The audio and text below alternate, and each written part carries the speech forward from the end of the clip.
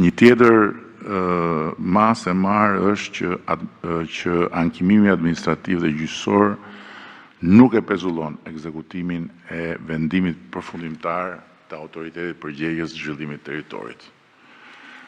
Kjo është një masë shumë e rëndësishme, sepse këtu ka pasur shumë spekulime dhe shumë abuzime,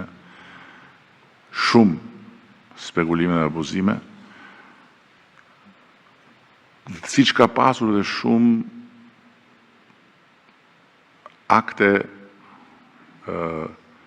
pranimin heshtje, një sport shumë i shëmtuar i mos paraqitjes fare në gjyq të palës pushtet lokal, ose të palës një agjenci qendrore në territor.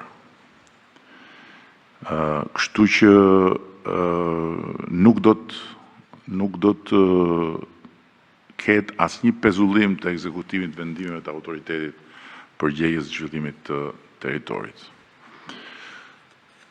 Një tjetër risi është rritja e rolit të policisë shtetit si pjesë e bashkëpunimit institucional për kontrollin dhe monitorimin e territorit.